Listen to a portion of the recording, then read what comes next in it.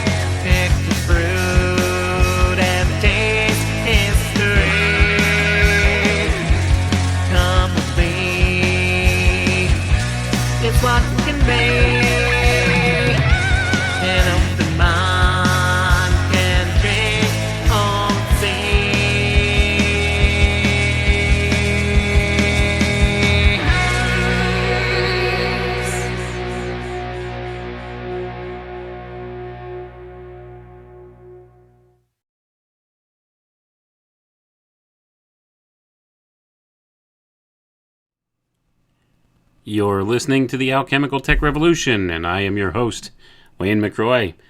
Good evening, everyone. Tonight we're going to discuss some of the mysteries of the Skyclock. And what are we talking about? Well, you always hear me speak about the energetic principles involved with various aspects of what we would call, I guess, astrology or astronomy, the position of the planets and the stars in the sky, and how these things affect things here on Earth, right? And I refer to these oftentimes as like energetic principles or concepts or things like that, rather than trying to think in the physical sense that we've been taught to think of these things when we're talking about these astronomical bodies in the sky, these luminaries, so to say.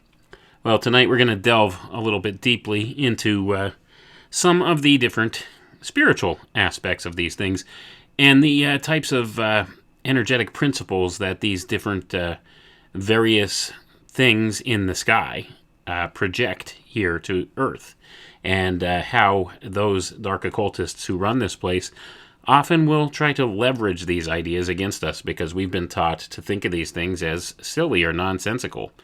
And that couldn't be further from the truth, because there's a real inherent natural energy involved with some of this stuff. So it's important to look at this. So tonight we're going to look at a lecture given by Rudolf Steiner back in 1923. And it was given at Dornach. I don't know where Dornach is. I'll be honest.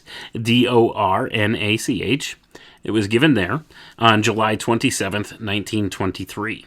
And this is just a written version of what he had said. It's a transcript of the lecture.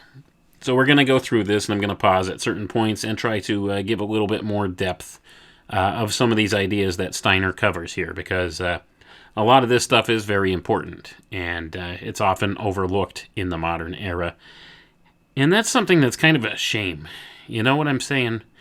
Because here it is. This is a 99-year-old writing, almost 100 years ago. This guy was given this lecture, and how woefully we have fallen since then, right? Into some of the more hyper-materialist viewpoints of things. So we're going to get into some of these concepts here.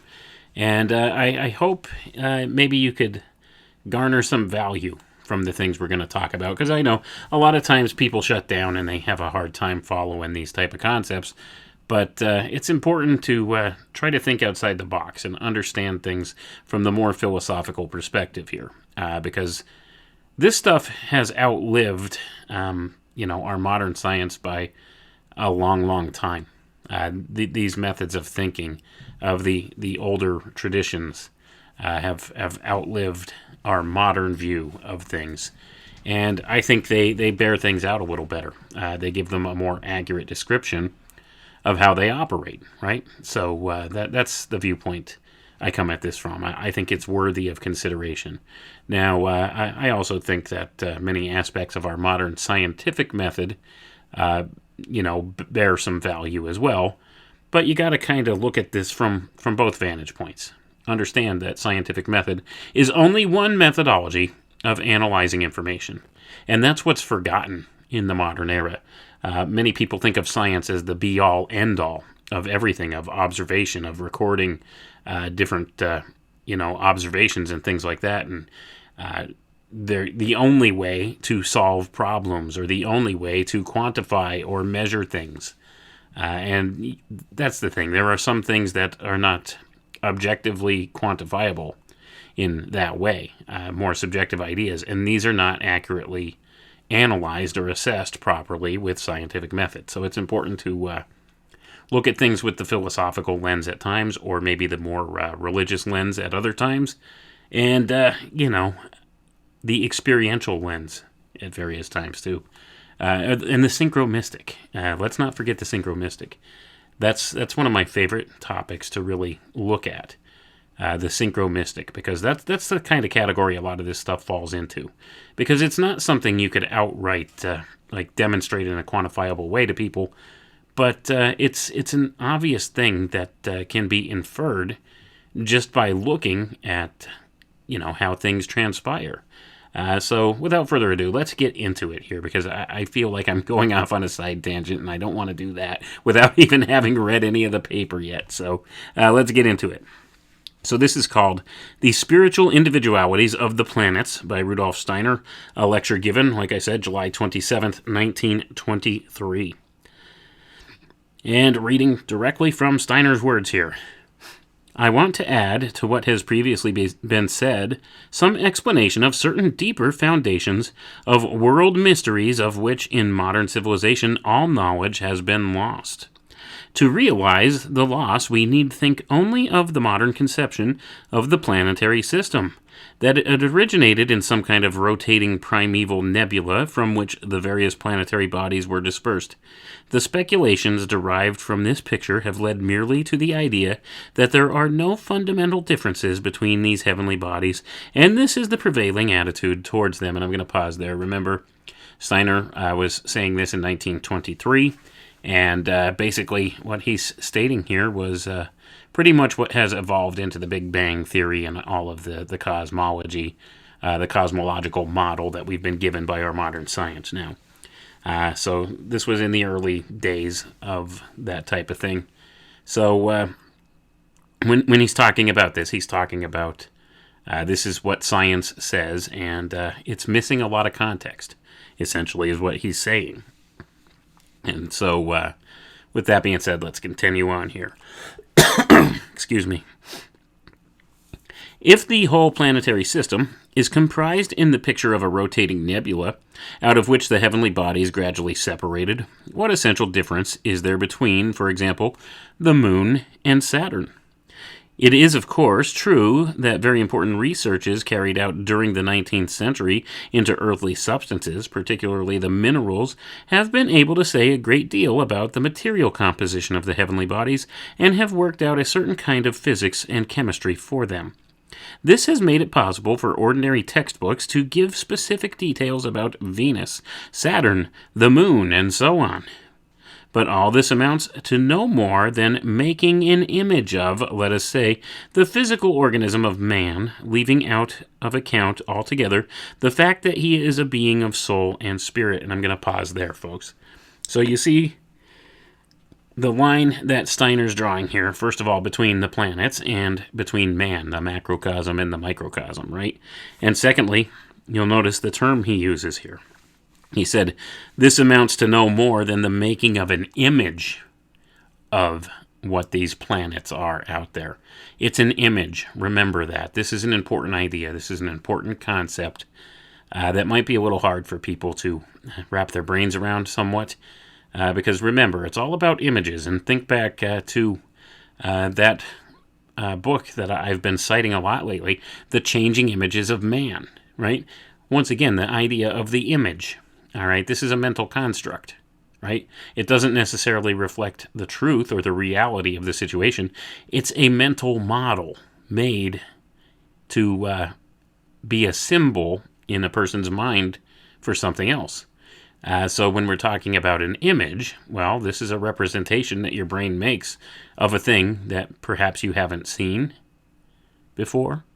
But your brain will construct this image. And this works, like if you like to read like fictional novels or something like that, sometimes the way that various books and things will describe a character or an environment or a situation, your brain makes an image of that for you to think on. So you picture this in your head. This is an image, right? This is not the actual thing. And, you know, I mean, that goes without saying when we're talking about a work of fiction. But when you're talking about something like, say, the planet Saturn. Now, I say Saturn, and automatically you're picturing this ball with giant rings around it, flying around in a black background with stars, right? That's what you would picture. That's an image. Does that reflect the reality? Maybe, maybe not, right? So that's what you got to keep in mind. So it's about the image. So let's continue on here. Where did I leave off? And he also, like I said, he equated it there to the human being, too. So, you know, it's important to keep that in mind. The physical organism of man, the as above, so below concept here. It's always, you know, the microcosm reflecting the macrocosm. So that's an important concept here. But he was talking about the fact that when we come up with this image for the planets, right, it's lacking soul or spirit, right? So it's just a physical outward appearance per se. So that being the case, let's continue where we left off. So Steiner continues, and he says, with the help of initiation science, we must again learn to realize that our planetary system, too, is permeated with soul and spirit. And today, I want to speak of the individualities, and he has that in quotation marks, and the individual characters of the several planets. So I'm going to pause for a second there. So this is going to be interesting because each of these planetary bodies that are being described here, or these concepts, these images that we think of when we think of these planets, they represent different characteristics, right? They have different aspects to them. And many of these are social energies, which actually correlate directly to these different bodies and where they are in the sky at a given time. And this affects behavior here on Earth, life on Earth, and people don't seem to want to put two and two together with that, even though anybody who works in an emergency room will tell you on the night of a full moon, you usually have a lot more cases in the ER than you would on a normal night, on another night. So this is like demonstrable, just common sense-wise around the world, that the position and, not just the position, but also the prominence of an astrological body in the sky could have an effect on human behavior here. So it's not that far out of the realm of possibility that somebody in a position of power somewhere understands how some of these things work and plans things accordingly to try to leverage the energetic principles involved. And I would say that's exactly what goes on in this world, especially with the powers that be, right? Many of them, it's been demonstrated that a lot of people in important political positions have always inquired the help of an astrologer, right? Think back to the Reagans, Ronald Reagan and Nancy Reagan. They were well known for this. They employed an astrologer to help them figure things out and to give them advice based upon the position of the stars.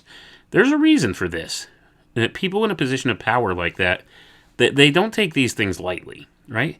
There's something to it. You need to understand that. So that's the important thing here. And whether you believe in it or not, make no doubt about it, there's people in positions of power in this world that wholeheartedly do believe in it and will act accordingly. And the things they do to act on this information will affect all of us. So it's important that you understand where they're coming from. So regardless of what your stance is on this whole thing, whether you think there's something to it or not, I understand there's people that try to utilize these concepts in very many ways.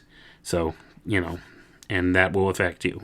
But, excuse me, let's continue on.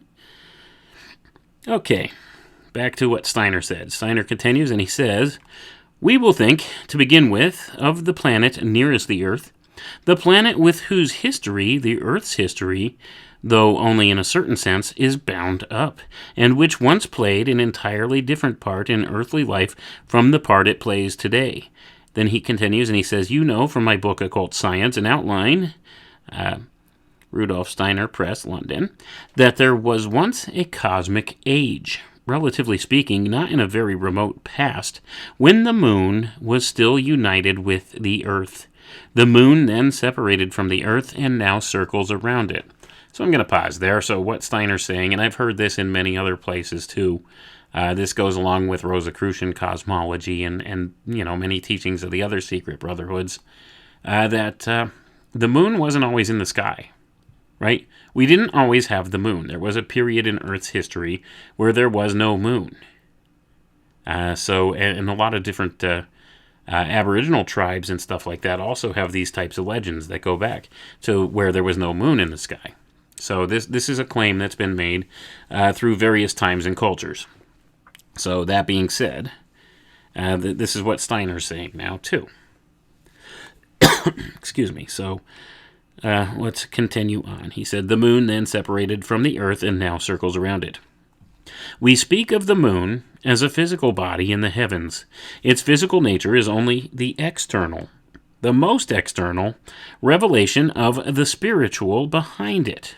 To those who have knowledge of both its outer and its inner nature, the moon in our universe presents itself to begin with as a gathering of spiritual beings living in great seclusion. Outwardly, the moon acts as a mirror of the universe. The fact that it reflects the light of the sun is evident to the most superficial observation. So we can say, what comes from the moon is the light of the sun, which has shone upon it, and is then reflected. First and foremost, then, the moon is a mirror of the sun's light. Now, as you all know, we see what is outside or in front of a mirror, but we do not see what is behind it. And I'm going to pause for a moment there, folks. This is an important idea to kind of grasp a hold of. Think of the moon as a mirror, right?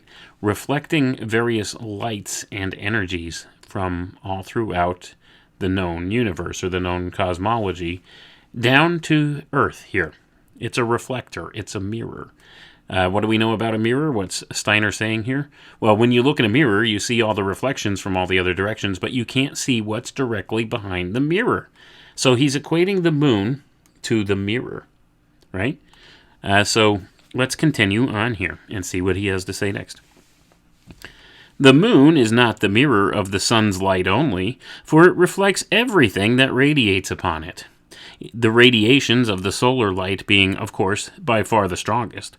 All the heavenly bodies in the universe send their rays towards the moon, and the moon, as a mirror of the universe, then radiates them back in every direction. And I'm going to pause for a second there and think about this. So once again, he's equating it to the idea of the mirror, and he's talking about the rays, right?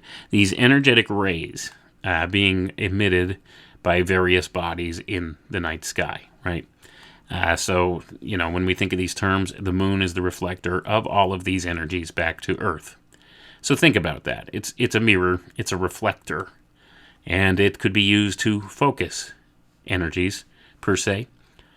So that's kind of the occult concept that's being bound up in it here. But there's something behind it, right, that we don't see, and this is what Steiner's getting at. So let's continue on here. It can be said, therefore, that the universe is before us in a twofold aspect. It reveals itself in the environment of the Earth and is radiated back by the moon. The sun's rays work with tremendous power in themselves and also in their reflection from the moon. But every other radiation in cosmic space is also reflected by the moon. There is the manifested universe, and there is also its reflection from the moon. And I'm going to pause for a second there. So, think about this, okay? This is the whole Gemini idea, all right? The double, the cosmic double idea, this double aspect of things. So there's the manifested universe, and there's also the reflection.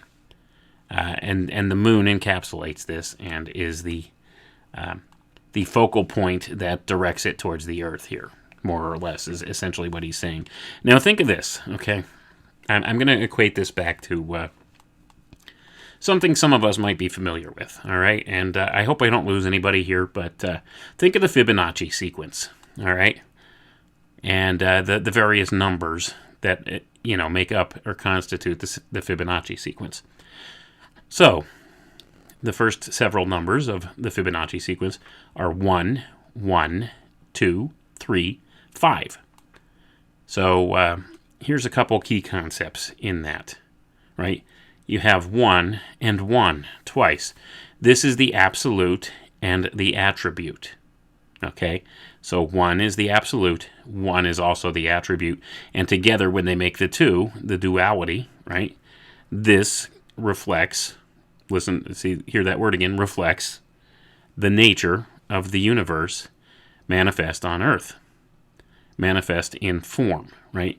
So this is the soul and spirit manifest in physical form, so to say. So you have the absolute and the attribute. So if you're thinking in terms of light, this would be 1 would represent light, but the second one would represent illumination, which is the attribute of light. So see, light is the actual physical thing, but illumination is what we see. It's the reflection, so to say, of the light. Not necessarily the reflection, but the manifestation of it. And it's the same thing, think in terms of fire. And this is how the old philosophers thought and the alchemists thought. So 1 represents the fire, which would be the fervent heat.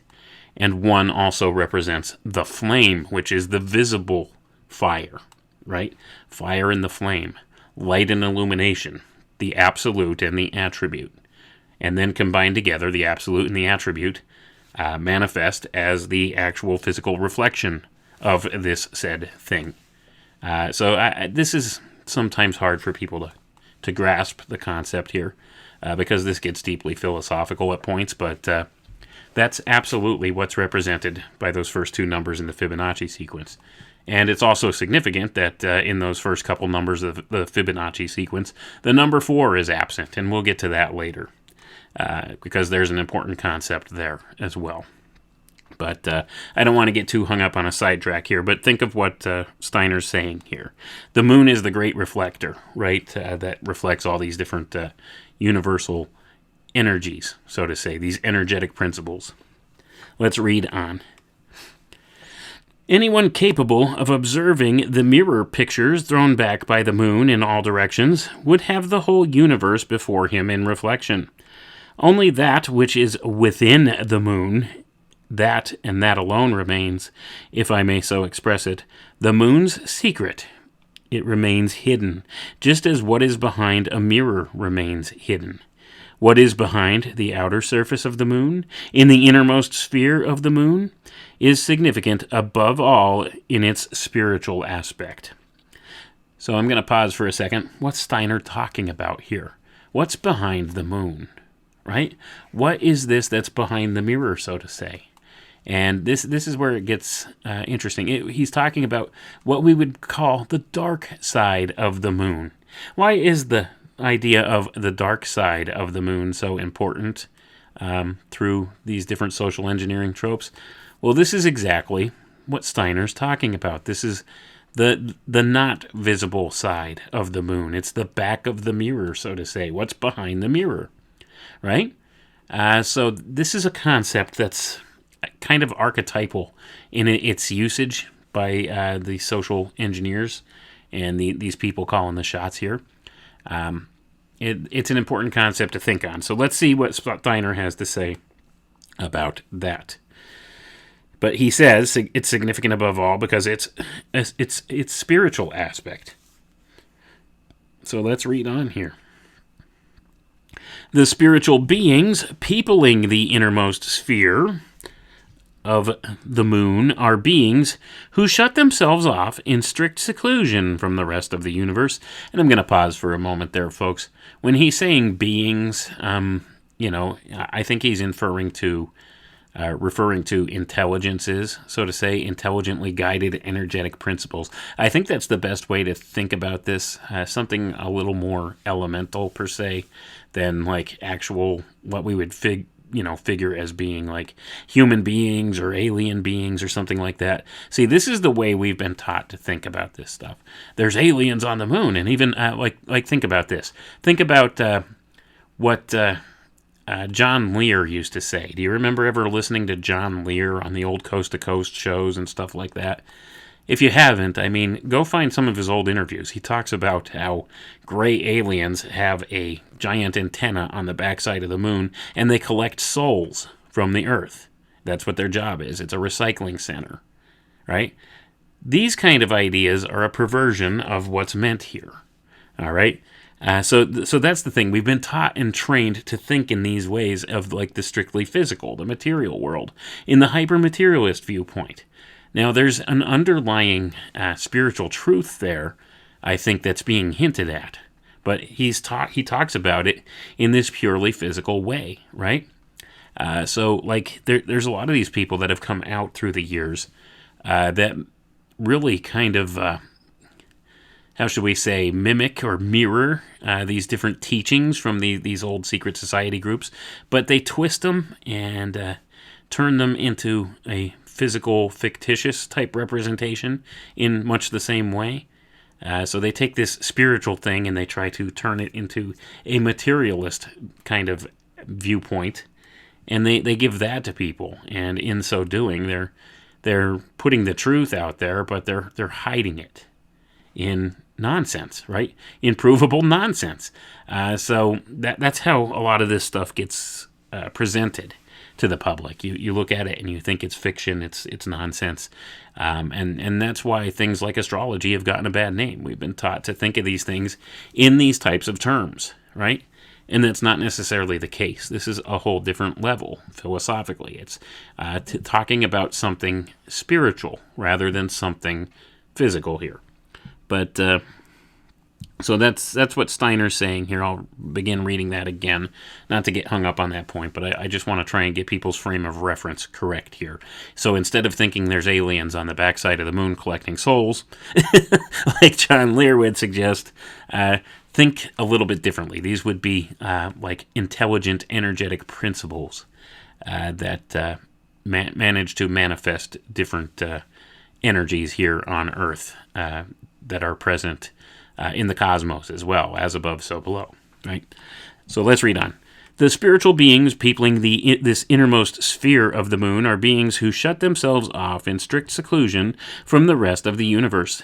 They live in their moon fortress, and he has fortress in quotation marks. And only someone who, by developing certain qualities connected with the human heart, succeeds in relating himself to the sun's light in such a way that he does not see the reflection from the moon, only for such a man does the moon become, as it were, inwardly transparent, and he can penetrate into this moon fortress of the universe.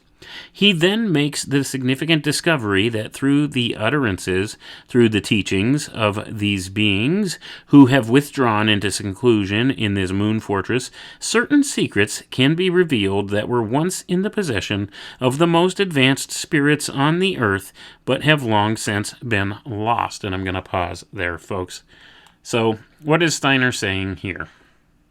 Well, he's claiming that only somebody who has a pure heart and is advanced enough in these studies can possibly maybe get to a place where he could see and understand what these beings or these energies of the moon are. He could see through the mirror to the backside of the mirror and see what's there instead of the mirror itself, right? And what's back there is actually secret teachings that have been lost to the earth that we once had. So, is there something to this or not, right? Once again, it leaves you grasping at more questions here. Because invariably, when you come across this stuff, this is always what happens. They always lure you further down the road by dangling a carrot of secret information in front of you that may or may not even exist, and will keep you spinning your wheels, moving forward towards that goal of learning this great secret. But you could only achieve or acquire this great secret if you're worthy enough, right? And of course, nobody's ever worthy enough, right? That's the whole secret behind it. It's about controlling people. And I think Steiner's one of the better ones out there as far as people giving like actual good information of this esoteric information. But even I think he even was not unaffected by this mentality, right? This initiation type of mentality that these many secret society groups and stuff have. I think he was even swayed by that to a certain degree here. And once again, this is the same type of thing where only if you're, an advanced initiate can you understand this stuff. And, if you don't get it, well, then, you just weren't worthy enough. Right? And this is the thing you encounter through the entire different system here of all these secret society groups. They all work and function in the same ways. You can't possibly know that because, well, you're just not worthy enough. You haven't been true enough to the teachings or listening to the master and this and that. So it's the same kind of thing. I don't think Steiner was necessarily immune to that same type of thinking to a certain degree. But as far as, people who teach a lot of this stuff or put a lot of this information to writing, I think he was one of the best as far as actually conveying the actual ideas themselves in a more or less unbiased fashion, even though he does obviously display this type of bias. Because it's about initiation, right? Initiation rites and stuff with a lot of these people. You're only worthy if you go through the initiation process. So that's the kind of thinking that has permeated many of these groups. And, I think it's a little off base, so to say. But, as far as Steiner's writing goes, he's pretty clear in his description of things for the most part. So let's take the value that's there and try to disregard the stuff that we may find to be, well, I don't know if I'd say disingenuous, but the stuff we would say that, the secret societies where they have, compounded or conflated some of the information, so to say, so that it's only the worthy few can see it, right? I find absolutely no value in secrecy of this sort. You could use the argument, don't cast your pearls before swine.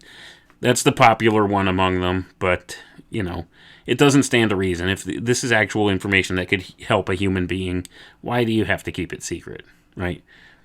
Nothing good comes from secrecy. Even Jesus said, "In secret have I taught you nothing," right? So, why the secrecy? And, if you don't get it, if it's esoteric or something, right, and you don't get it, well, that's different if it's being put out there, but you just don't get it because you're not that far along the path or whatever. I understand, to a certain degree, that stuff, but there's no reason to be just, blatantly misleading people, as happens so often with this type of information. But like I said, let's get back to the reading here, because Steiner was one of the few, I think, that didn't have much of that misleading people kind of mentality here. The farther we go back in the evolution of the Earth, the less do we find the abstract truths that are the pride of present-day humanity. More and more we find pictures, truths expressed in pictures. We wrestle our way through the deeply significant truths, still preserved, as a last echo of Oriental wisdom in the Vedas and the Vedanta philosophy. We press on to the primal revelations hidden behind the myths and sagas, and we realize with wonder and awe that a glorious wisdom was once possessed by men who received it without intellectual effort as grace from the spiritual worlds.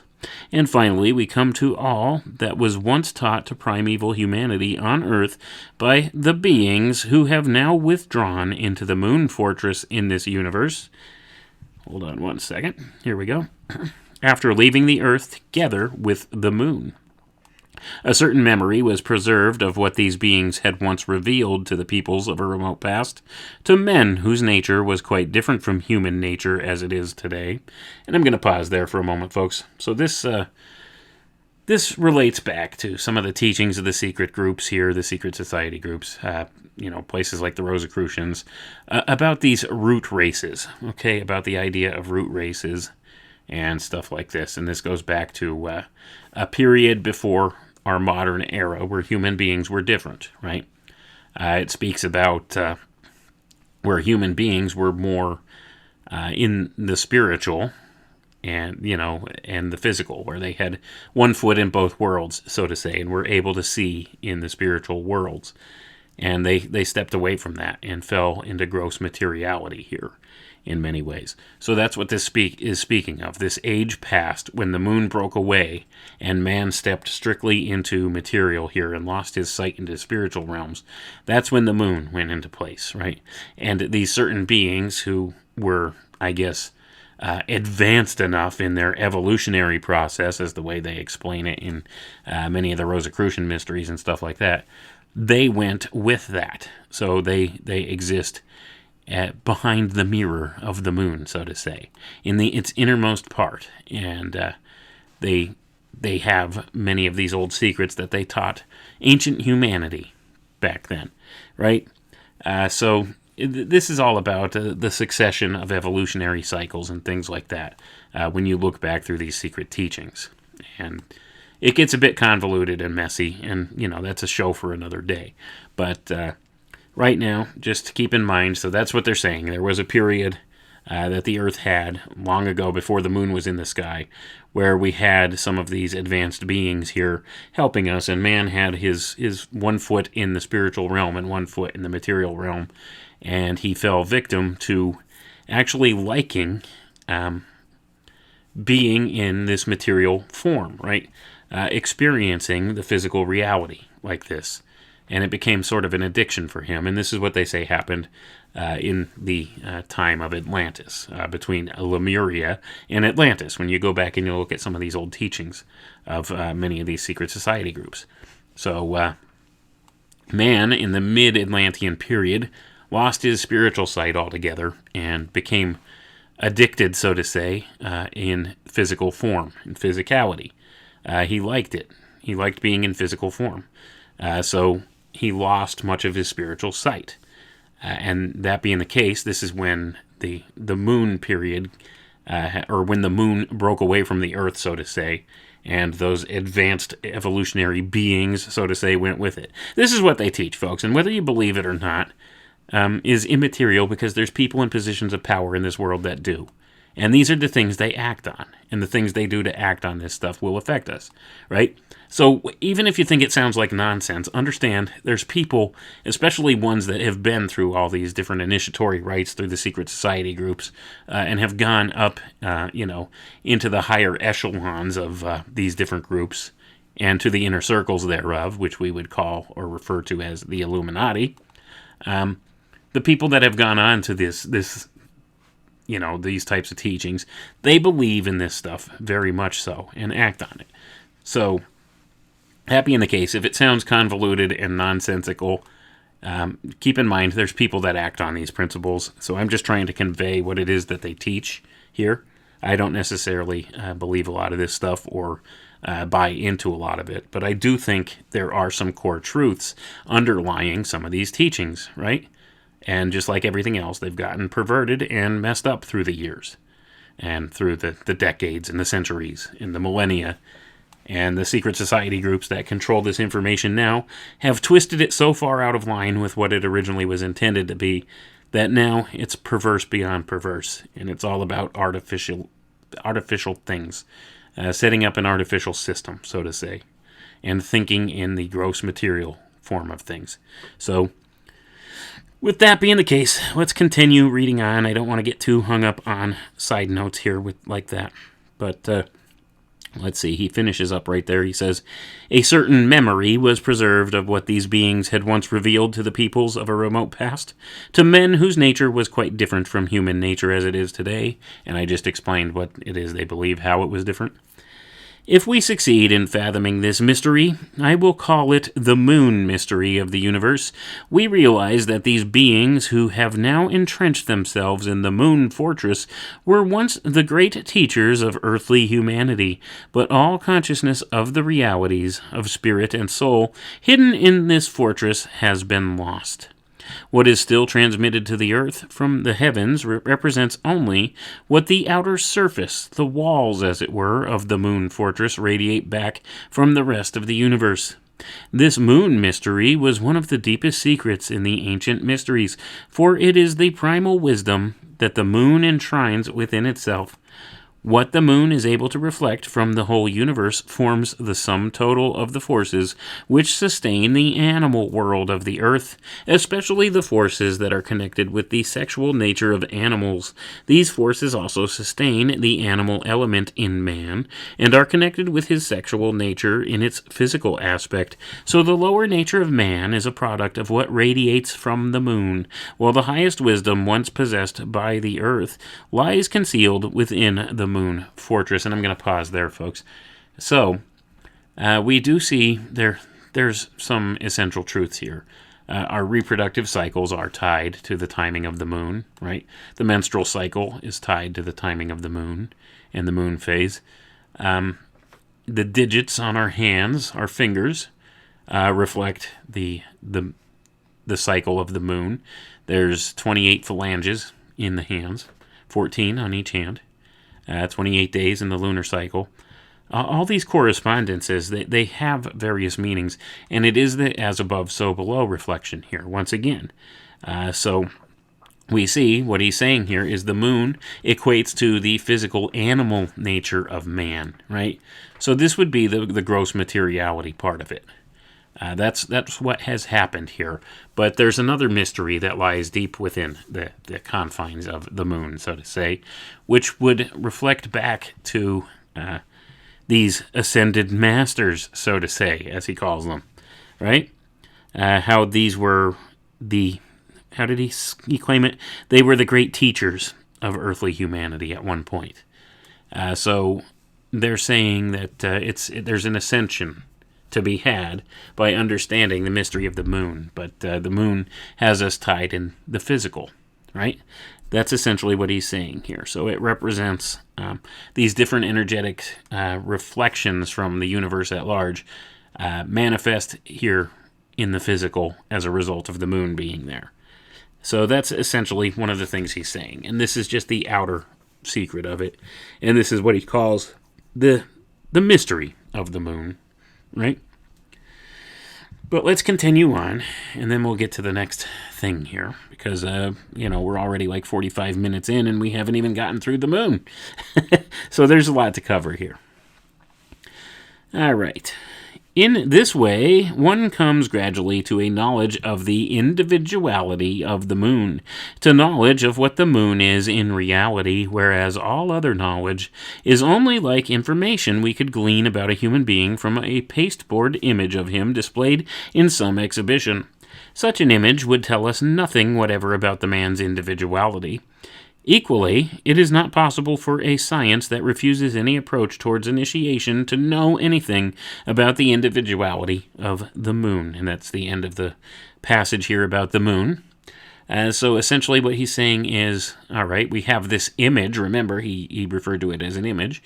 We have this image of the moon, and we see this physical representation of the moon in the sky.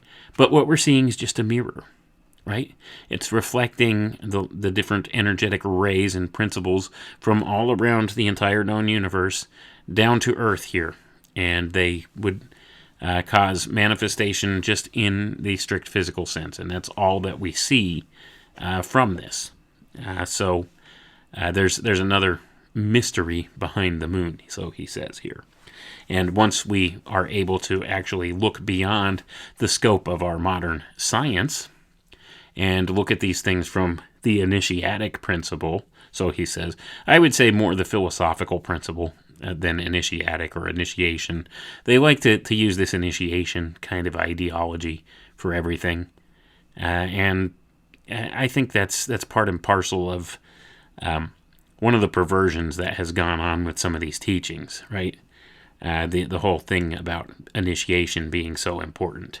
I think it's a matter of if the person's ready or understands the information and can digest it, then yes, that's fine. I don't think, it's necessarily you have to go through the initiatic rite, because it's all about these different rites and these different traditions and rituals to these different groups.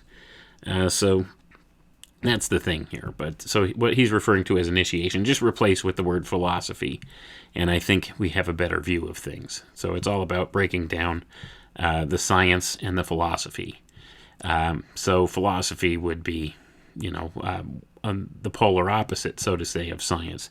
And somewhere in the middle would lie what we call metaphysics, right? So in order to have a better metaphysical view of things, we have to look at it from the scientific approach and the philosophical approach together, combined, to get to a metaphysical approach. But once again, another side detail, a side track I got rambling on. Let's continue on here, because next is Saturn. We turn now... Hold on, lost my place. Okay. We turn now to Saturn. In earlier times, Saturn was regarded as the outermost planet of our system, Uranus and Neptune having been added much later. We will leave them out of consideration now and think of Saturn as a kind of antithesis to the Moon. The nature of Saturn is such that he receives many diverse impulses from the universe, but allows none of them to stream back, at all events not to the Earth. Saturn, too, of course, is irradiated by the Sun, but what he reflects of the solar rays has no significance for earthly life. And I'm going to pause for a second there. Notice he's attributing a gender to these planetary bodies, right? So he's referring to Saturn as a he, right? The Moon, I don't think he did such a thing.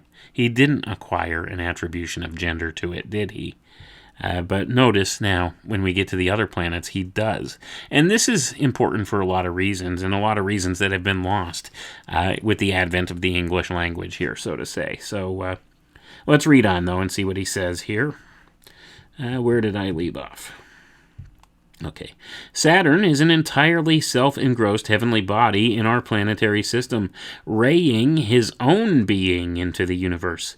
When we contemplate Saturn, he tells us always what he is, whereas the moon, contemplated in its external aspect, tells us about everything else in the universe. Saturn tells us nothing at all about the impulses he receives from the universe. He speaks only of himself, tells us only what he himself is, and what he is reveals itself gradually as a kind of memory of the planetary system. Saturn presents himself to us as the heavenly individuality who has steadfastly participated in whatever has come to pass in our planetary system and has faithfully preserved it in his cosmic memory. He is silent about the cosmic present. He receives the things of the cosmic present into himself and works upon them in his life of spirit and soul.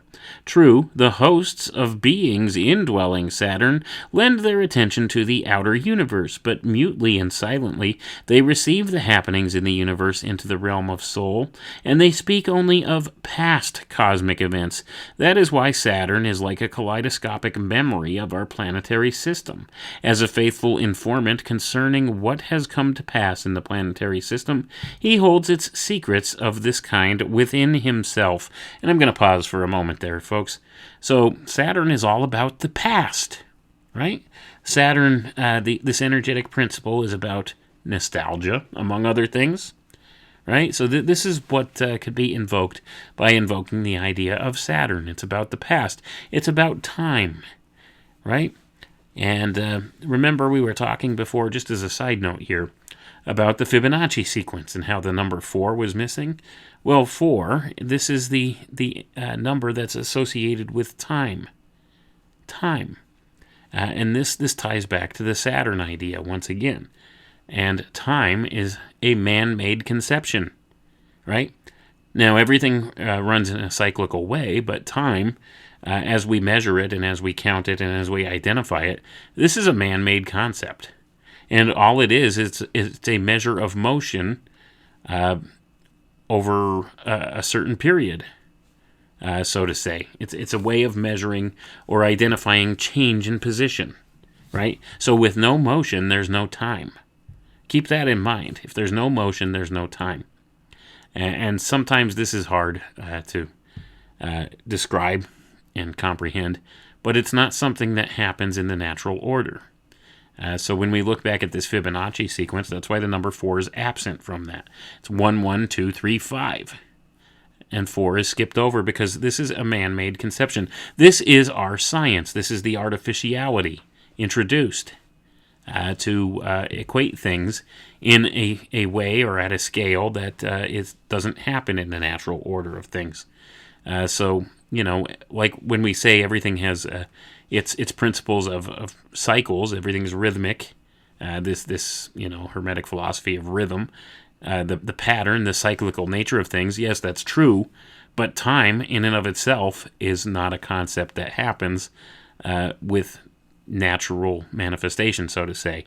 It's a man-made measure, right? So that's the important thing to keep in mind, and this is one of the first steps towards this scientific approach and this artificial response to the natural way of things. But let's not get hung up on that side note here, because I probably lost some people. Okay, let's read on.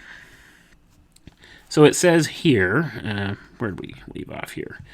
Okay, Steiner once again continues here. He says, whereas in endeavoring to fathom the mysteries of the universe we should turn to the moon in vain, whereas we must win the confidence of the moon beings if we are to learn anything from them about cosmic mysteries, this is not necessary with Saturn. With Saturn, all that is necessary is to be open to receive the spiritual, and then, to the eyes of spirit and soul, Saturn becomes a living historian of the planetary system. Nor does he withhold the stories he can tell of what has come to pass in the planetary system.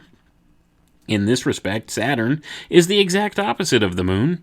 Saturn speaks unceasingly of the past of the planetary system with such inner warmth and zest that intimate acquaintance with what he says can be dangerous. For the devotion with which he tells of past happenings in the universe arouses in us an overwhelming love for the cosmic past. Saturn is the constant tempter of those who listen to his secrets. He tempts them to give little heed to earthly affairs of today and to immerse themselves in what the earth once was. Above all, Saturn speaks graphically about what the earth was before it became Earth, and for this reason he is the planet who makes the past unendingly dear to us. Those who have a particular inclination towards Saturn in earthly existence are people who like to be gazing always into the past, who are opposed to progress, who ever and again want to bring back the past. These indications give some idea of the individuality, the individual character of Saturn. So let's pause right there. So like I said, this is the concept of nostalgia programming, right? This is the idea of what these secret society groups have done, right? Because they're trying to reestablish this old golden age, right? This time of paradise, the Garden of Eden. Rather than moving forward, they want to get back to that golden age. That's what much of their stated goal has been. Many of these secret society groups that follow these Saturnian principles. And we always see, it goes back to different cults of Saturn and stuff like that in ancient history. And this is why. It's that nostalgia programming. They're looking to gain back an earlier age, a golden age, where it was paradise, where there wasn't original sin or anything like that entered into this place, where it was a utopia, so to say. And that's why they seek out to try to reset this whole thing to that utopia. That's why it's called the Great Reset, folks. It's about moving backwards. That's why they want to move backwards instead of forwards. It's not the Great Awakening or moving forward that they want. It's the Great Reset. Going back to the time of this golden age. It's the nostalgia programming. It's the Saturn principle at play. Let's continue on, though, because we have more to cover and, only about another half an hour to go. Jupiter is a planet with a different character. Jupiter is the thinker in our planetary system, and thinking is the activity cultivated by all the beings in his cosmic domain. Creative thoughts received from the universe radiate to us from Jupiter. Jupiter contains, in the form of thoughts, all the formative forces for different orders of cosmic beings. Whereas Saturn tells of the past, Jupiter gives a living portrayal of what is connected with him in the cosmic present. But what Jupiter reveals to the eye of spirit must be grasped with thoughtful intelligence. If a man does not himself make efforts to develop his capacities of thinking, he cannot, even if he is clairvoyant, approach the mysteries of Jupiter, for they are revealed in the form of thoughts and can be approached only through a genuine activity of thinking. Jupiter is the thinker in our universe, and I'm going to pause for a moment there. Yeah, I know this sounds like a mouthful, right? It sounds like a lot of gobbledygook, but here's the thing. I mean, when we're talking about the Jupiter principle now, this is where Steiner here is claiming that we get our creative unction from, so to say. That this is the home of the muse in so much terminology here, right? So this is the thing that in how shall we say, gives us inspiration, right? This is the inspiration of thought, this energetic principle associated with Jupiter. So let's read on. When efforts to bring clarity of thought to bear upon some weighty problem of existence are unsuccessful because of physical, etheric, and especially astral hindrances, the Jupiter beings come to the help of mankind. A man who has tried hard to apply clear thinking to some problem but cannot get to the root of it will find, if he is patient and works inwardly at it, that the Jupiter powers will actually help him during the night. And many a one who has found a better solution for some problem during the night, as though out of a dream, than during the previous day, would have to admit, if he knew the truth, that it is the Jupiter powers who imbue human thinking with mobility and vigor. Saturn, then, is the preserver of the memory of our universe. Jupiter is the thinker in our universe. To Jupiter, man owes all the impulses he is able to receive from the spiritual present in the universe. To Saturn, he owes all the impulses of soul and spirit he can receive from the cosmic past. So I'm going to pause for a second there. So you see the dichotomy here. Jupiter represents the present, the here and now, and Saturn represents the past, right? And we could learn from our past, but we could also exist and think in terms of the present, because all we truly have is the present. Because, like I said, time is this unnatural man-made concept, so to say. All we have is right now, and it's fleeting, isn't it? Even the words I just said like 3 seconds ago, they're gone forever. And even though they may be recorded or, that kind of thing, that moment is past. And we're in the now. And the now is all that matters.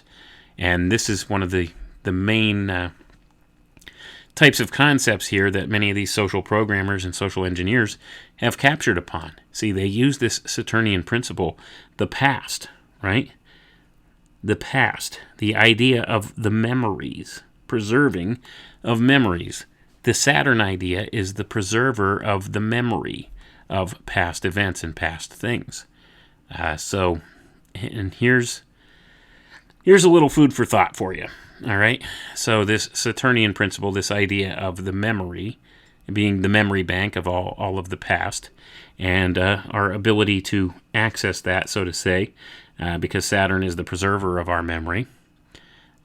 If something were to happen to that memory on a cosmic level or on a microscopic level here, the as above, so below, well, this might be something you could equate to a little something called the Mandela effect, right? When you think about it in those terms. So people's memories have changed, and, of the way that they remember past events, and it's more than one person. Well, this would represent the macrocosm. This is a Saturnian principle. This is a Saturnian energy being invoked in this way, or being manipulated in this way, where it alters people's past memories. See, it's the storage bank, so to say, of the cosmic memory. And if something were to change in the past memory, some way, somehow, then it would change in people's memories, wouldn't it? So you could see the whole invocation here of the as above, so below idea inherent in that. And that's just food for thought. I mean, that's total speculation on my part. But it makes sense to a certain degree when we're talking about something like that, because it affects the memory. And according to Steiner here and some of the other esotericists, Saturn is the preserver of memory, right? Jupiter is the thinker. And it's the consubstantiation of the two of them which allow us to have a basic understanding of our world. So it's these energetic principles being manipulated in many ways that could have an effect upon our thinking and our memories, right? So, and I know this is this sounds nonsensical to some people, and it's a bridge too far for some. But just consider it. And I know it's a lot of thinking outside the box with this, and it's a different way of thinking than what we're taught. So that being the case, we can understand that maybe if there are those people in positions of power, these dark occultists that run things, if they've figured out ways to manipulate these energetic principles and time things according to the Skyclock and where these positions of these planetary energies and stuff are, maybe they're able to manipulate things in that way. Perhaps. It's worth consideration. But let's continue on, and we'll finish up here in a little bit. We still have a couple more to go, but let's read on. It was out of a certain intuition that great veneration was paid to Jupiter in the days of ancient Greece. Hold on here. Yeah, okay. When the human spirit lived so intensely in the present. A stimulus to the whole development of the human being is given also through the part played by Jupiter in the cycle of the year. You all know that as far as his apparent movement is concerned, Saturn moves slowly, very slowly round his orbit, taking some 30 years. Jupiter moves faster, taking about 12 years. Because of this quicker movement, Jupiter is able to bring satisfaction to man's need for wisdom. And when, at the cosmic hour of destiny in the life of a human being, a certain relationship is established between Jupiter and Saturn, there flash into human destiny those wonderful moments of illumination when many things concerning the past are revealed through thinking. And I'm going to pause there, and that kind of backs up the idea of what I was saying a little earlier, right? But let's read on. If we look in history for occasions in the time of the Renaissance, particularly during its last period when there was a great renewal of ancient impulses, we shall find that this was directly connected with a certain relationship between Jupiter and Saturn. So I'm going to pause there, folks. So it's not just about these individual energetic principles associated with these planetary bodies, so to say. It's the interaction between them, right? And this is where many astrologers come along and are able to make certain predictions, and sometimes they could be accurate about it if they know what they're talking about. But we've, like I said, our culture, Western culture especially, has been conditioned to not accept this as having any merit or value to it. So in that case, we're kind of missing the point here. It's a different way of thinking, as I've said. But let's read on, because I want to try and squeeze this all in. But as already said, Jupiter is in a certain respect impenetrable, and his revelations remain in the unconscious if a man does not bring them clear and active, light-filled thoughts of his own. And that is why in ancient times, when active thinking was still at a very early state of development, the progress of humanity was in truth always dependent upon the relation between Jupiter and Saturn. When Jupiter and Saturn together formed a certain constellation, many things were revealed to our ancestors in those days. Modern man has to depend more upon receiving the memory of Saturn and the wisdom of Jupiter separately in the course of his spiritual development. And that's the end of this section talking about Jupiter. Couple important ideas here. So it's the interaction between the Saturnian and the Jupiter energies. That's the important part of human thinking here, and human memory, right? So when you have something like that at play, could this be an apt description of ways in which our memories are jacked up, and how we're given this nostalgia programming, how we're affected by things like the Mandela effect? Could there be something to that? Well, let's read on here and see what else Steiner has to say. Excuse me. All right. Next up, I think it goes to Mars next. Yes. Aha. We now come to Mars. It is difficult to find appropriate expressions for these things, but Mars may be called the great talker in the planetary system, unlike Jupiter, who withholds his wisdom in the form of thoughts. Mars is constantly blurting out to the souls in his sphere whatever in the cosmos is accessible to him, which is not everything. Mars is the most talkative planet in our system, and he is particularly active when human beings talk in sleep or in dream. Mars has a great longing to be always talking, and whenever some quality in human nature enables him to make a man loquacious, he stimulates this tendency. Mars does little thinking. He has few thinkers, but many talkers in his sphere. The Mars spirits are always on the watch for what arises here or there in the universe, and then they talk about it with great zest and fervor. Mars is the planetary individuality who, in the course of the evolution of humanity, instigates human beings in manifold ways to make statements about the mysteries of the cosmos. Mars has his good and his less good sides. He has his genius and his demon, and those are both capitalized, folks.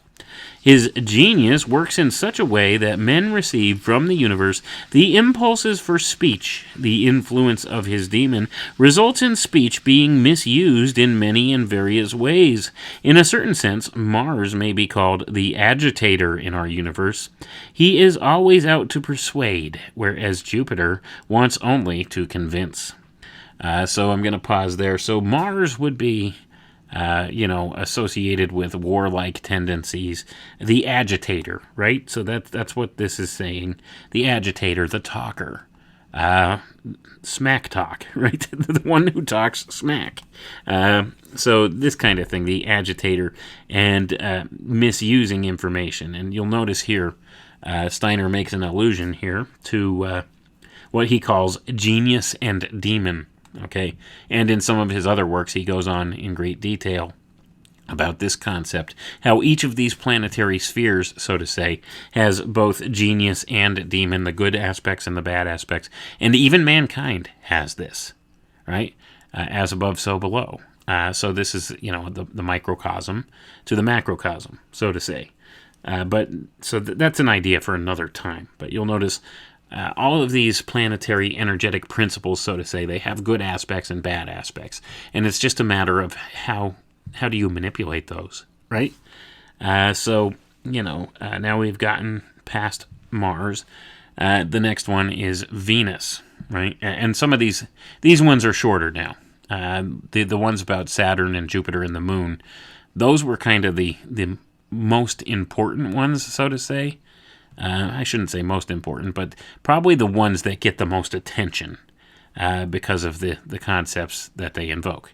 But let's read on here. So, the planet Venus is again different. In a certain way, how shall I put it?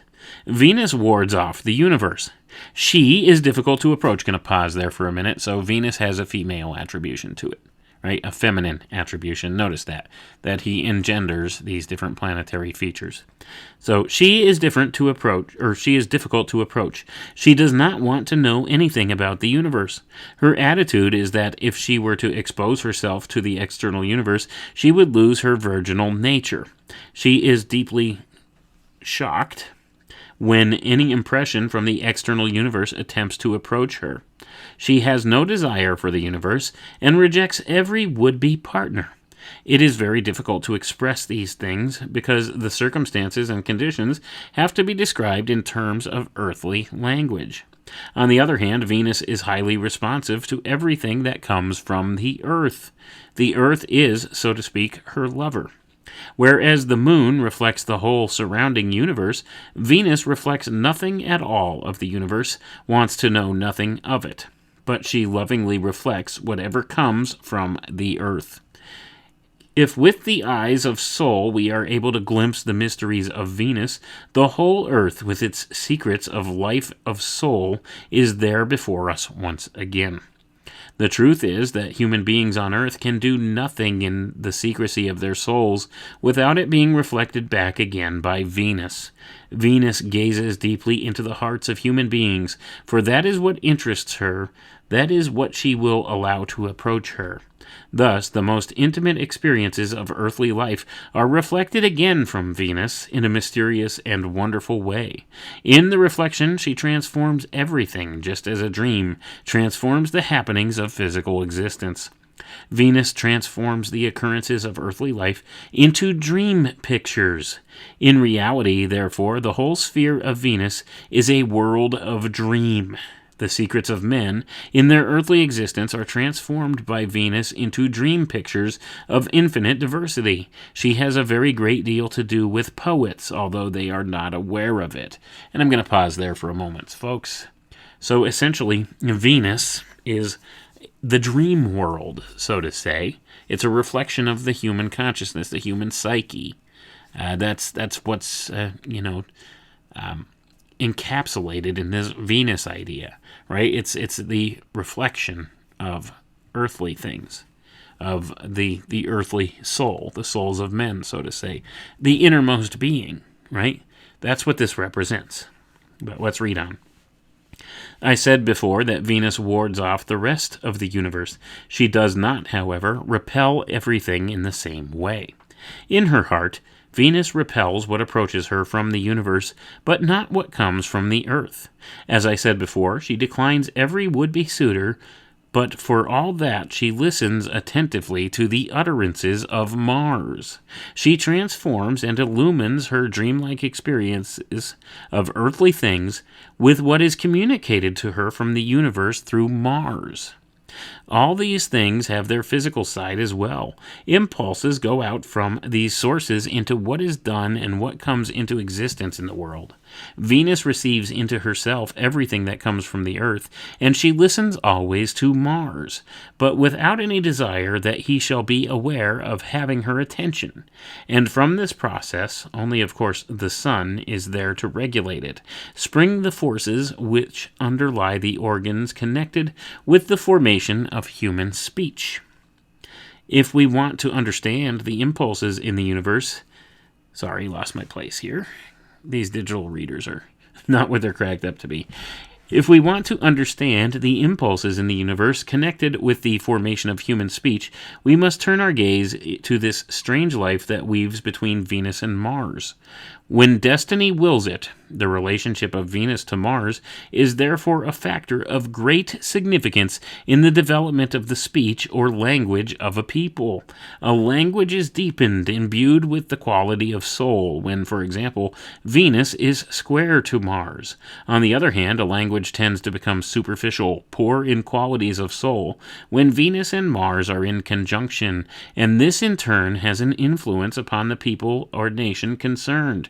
Such are the impulses which originate in the universe and then work into the earthly world. And I'm going to pause for a minute there. That's the end of the section on Venus, right?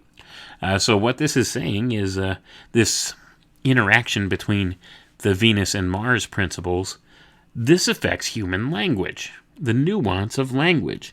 So what's happened here with the advent of the English language, we've lost a ton of nuance in our language. We've lost things like identifying objects by a gender designation, much like the Romance languages, French, Spanish.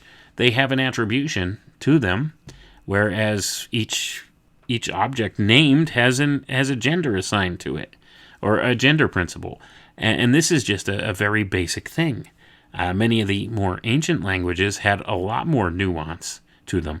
They had multiple words for the same thing. Like a perfect example would be, if you go back through old biblical translations, the word love has many different terms for it. There's agape love and various, I think there's 4 different words or terms that they used in that language to describe love. And there's different nuances in what type of love it was referring to. So that being the case, we've lost a lot of that in our modern day with our modern languages. There's so much nuance that was inferred in some of these older languages that is not so with English. We've lost so much nuance and meaning behind that. And that has to do with this interaction between these two energetic principles of Venus and Mars. So it's important to keep these things in mind. So there's something to this, for sure, but it's kind of difficult to describe, right? Because it's something that our modern mind has not been trained to really accept or to understand, because we're taught to think in, strictly objective scientific ways. It's all about scientific observation and nothing else. If you can't quantify or measure something, it doesn't exist, right? That's how we're taught to think. So, that's not the case. I mean, these are more subjective type ideals, but I think they're still applicable, aren't they? We could see, there's definitely something to them on a common sense level here. So, let's read on, though. We're almost finished. We come next to Mercury. In contrast to the other planets, Mercury is not interested in things of a physical, material nature as such, but in whatever is capable of coordination. Mercury is the domain of the masters of coordinative thinking, Jupiter the habitation of the masters of wisdom-filled thinking. When a human being comes down from pre-earthly life into... Oh, lost my place again. Stupid digital reader. Bear with me. When a human being comes down from pre-earthly life into earthly existence, it is the moon impulse that provides the forces for his physical existence. Venus provides the forces for the basic qualities of heart and temperament, but Mercury provides the forces for capacities of intellect and reason, especially of intellect. The masters of the forces of coordinative knowledge and mental activity have their habitation in Mercury. So I'm going to pause for a moment there, folks. So he says here the moon provides the impulse for the physical characteristics, physical existence. Venus provides the forces for the basic qualities of heart and temperament. Mercury provides for intellect and reason, right? So we could correspond some of these things together and see this would be the inner portion of the solar system, right? Whereas like Jupiter, Mars, Saturn would be the outer part of the universe in this cosmological scheme here, or the outer part of the solar system. They have orbits further out from Earth, so to say, right? They're further away. So these inner planets, so to say, or, these ones closer here, are the things that shape our manifestation here. But let's read on. There is a remarkable connection between these planets and the life and being of man. The moon, which enshrines the beings living in strict seclusion and reflects only what is first radiated to it from the universe, builds and fashions the outer form, the body of man. It is therefore by the moon that the forces of heredity are incorporated in his bodily constitution.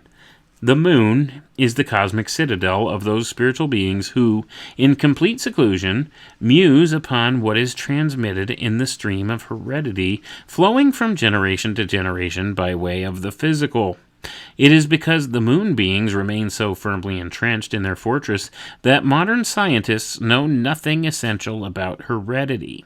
From a deeper insight and in terms of cosmic language, it could be said that when at the present time heredity is discussed in one or another domain of science, the latter is moon forsaken and Mars bewitched.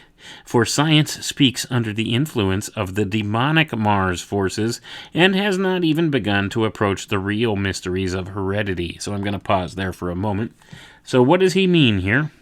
Well, he's saying that it's moon forsaken and Mars bewitched, right? Our modern science in speaking about heredity.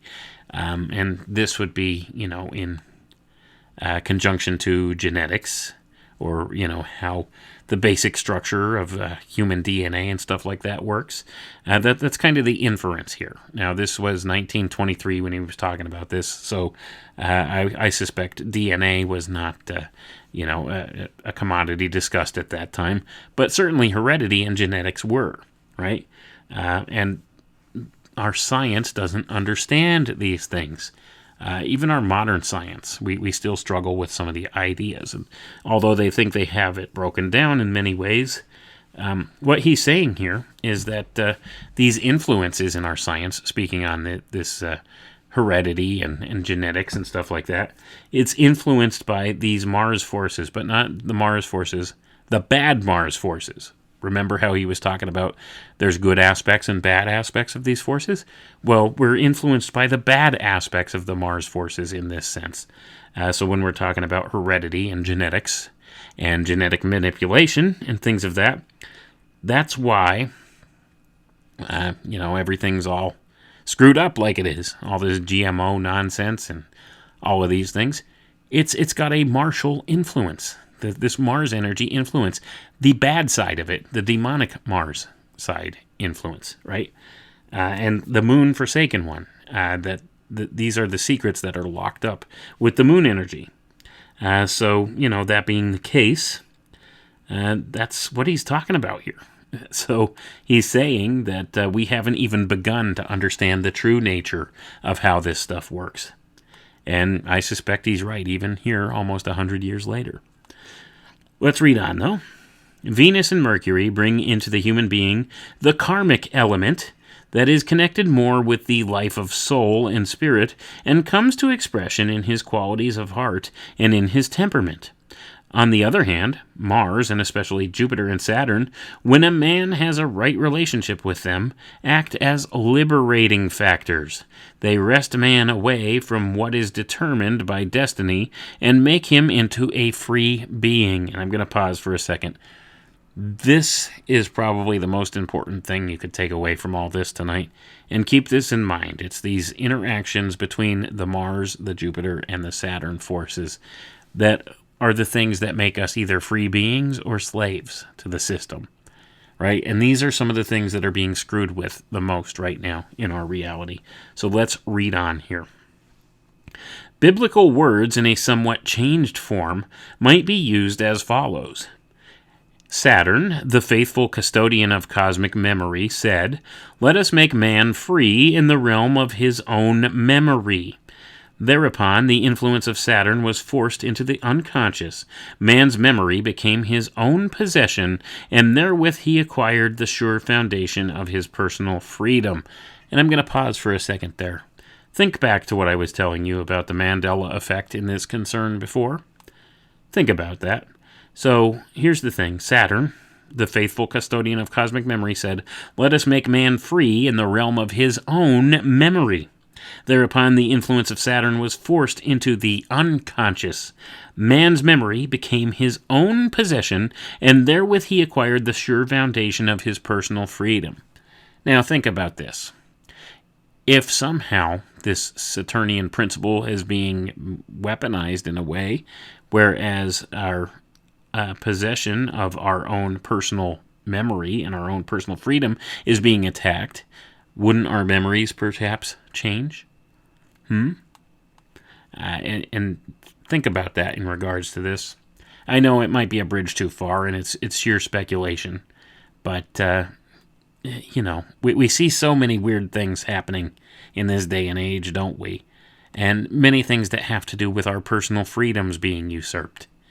So I think it stands to reason to think that perhaps these Saturnian energies are being weaponized or manipulated to change things in the opposite direction here, away from freedom and liberation, as is the express ideal of the new age we're supposed to be going in, this great awakening, right? The age of Aquarius.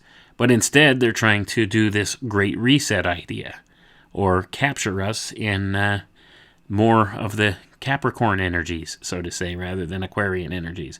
And I've talked about this stuff before, and I hope I'm not losing people on this. It's a different way of thinking, all right? And some of you may get it, and some of you may not. And, many of you probably think it's absolute nonsense, and you might be right, it might be. But what you need to understand is there's people who believe this stuff in positions of power and are totally trying to use it against us. And perhaps, if we're unaware of it, they could succeed at that. But if we know what it is they're thinking and trying to do, well, we could be more resistant to that, can't we? So let's read on here. And we're almost done. Just bear with me for a few more minutes. The inner will impulse contained in acts of free thinking is due to grace vouchsafed by Jupiter. It would be in Jupiter's power to rule over and control all the thoughts of men. He is the one in whom we find the thoughts of the whole universe if we are capable of gaining access to them. But Jupiter too has withdrawn, leaving men to think as free beings. The element of freedom in speech is due to the fact that Mars, too, has been gracious.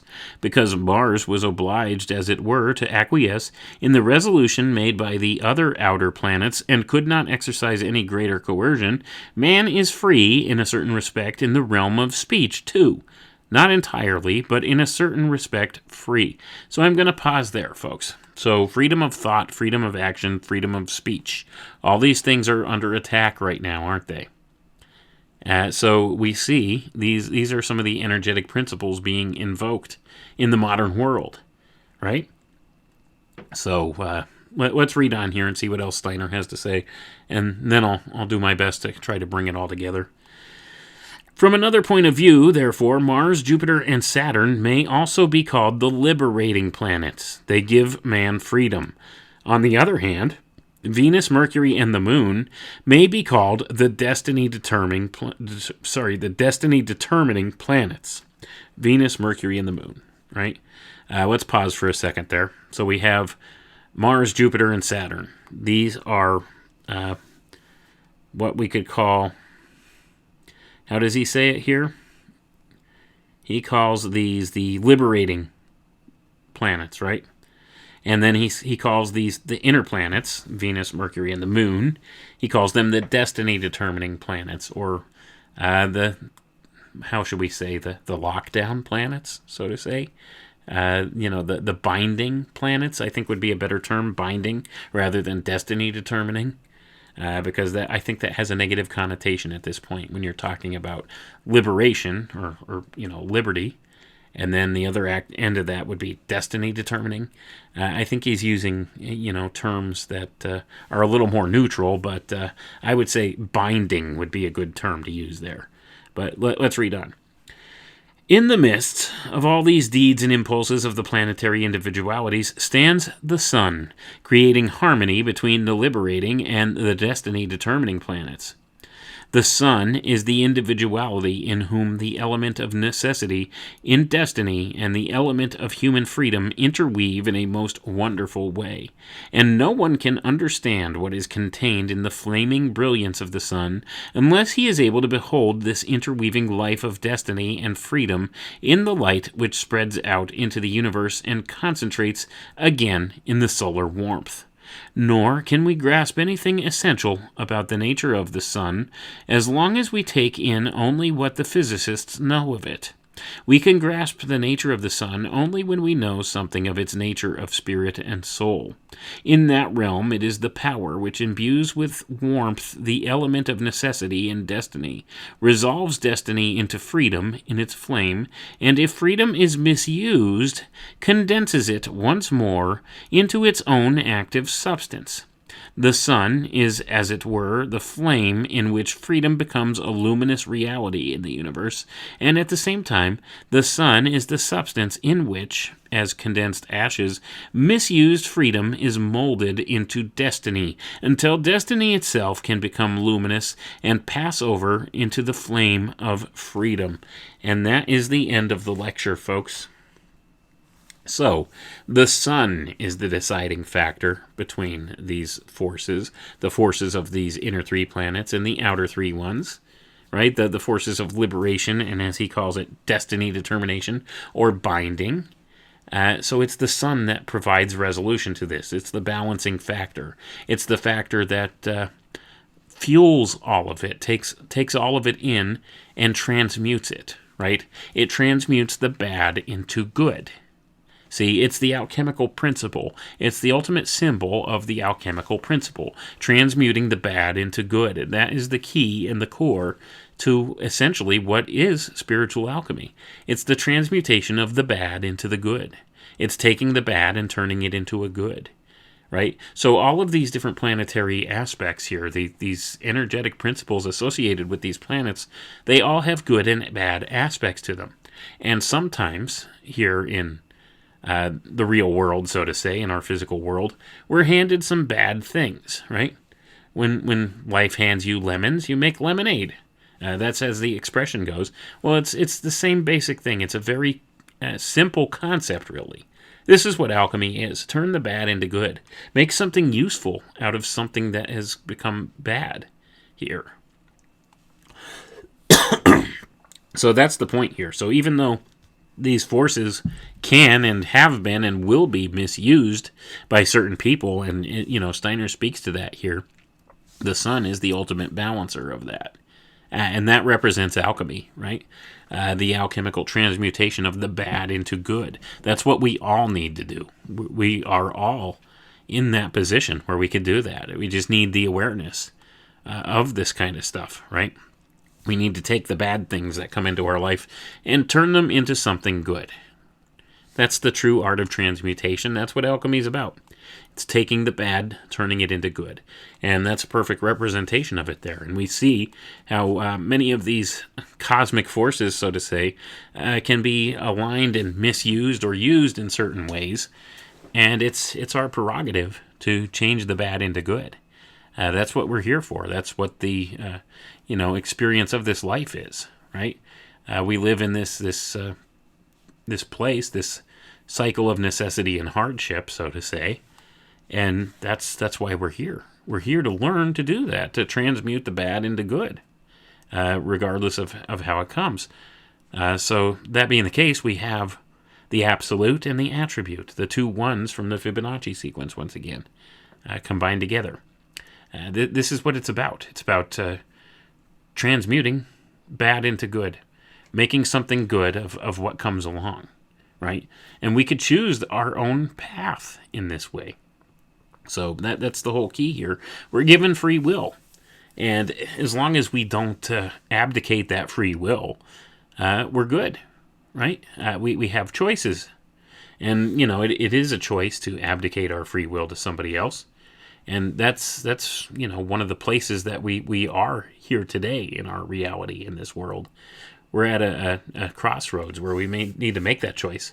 Are we going to abdicate our free will and just take the easy path and do what we're told and go along down this more Saturnian type of energetic principle, so to say, go down that road towards this whole transhumanist notion that we're being presented with? Or do we want to fulfill what it means to be fully human, right? Do we want to embrace what it means to be fully human, to reach our full potentiality as human beings and, gain a more spiritual footing, so to say, rather than stepping further into hyper-materialism, as, is the choice that we're given here. So are we going to bind ourselves in this destiny-determining energetic principle, or are we going to step into this liberation principle where we're free and we can have the best of both worlds, so to say, right? Where we could have the best of both things. See, we could have excellent technologies without having a total dystopian hellscape. You know what I'm saying? We could have good technologies, good uses of technology, and still remain free and still reach our full potential as human beings, rather than going the transhumanist notion. And that's the whole point here. We have to make this choice. We could have it both ways if we want it. And that's the thing. I shouldn't say we could have it both ways. We could have the advantages, right, of having technologies, but without losing our soul in the process. That's the better way to phrase that. So it's, that's the point here. We can advance in a more spiritual sense and still make life easier for ourselves. It's not necessarily about taking a step back into the past and the ways of the past and going back out to, farm the land like they did way back in the old times where everything was done by hand and with hand tools and stuff like that. That's not necessarily the case, right? We can advance in both ways rather than just one or the other. And that's always the false dichotomy we're given. Everybody have a good night. I appreciate you listening. Take care.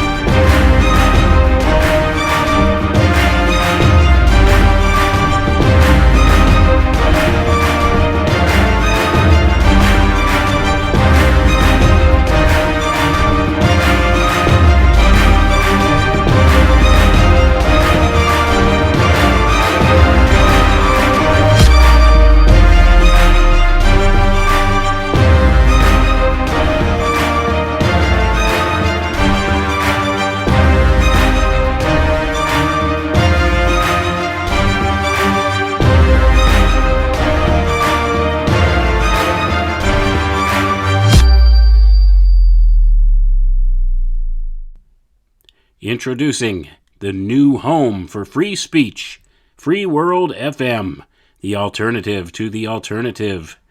Keep on talking in the free world. That's freeworld.fm, coming soon.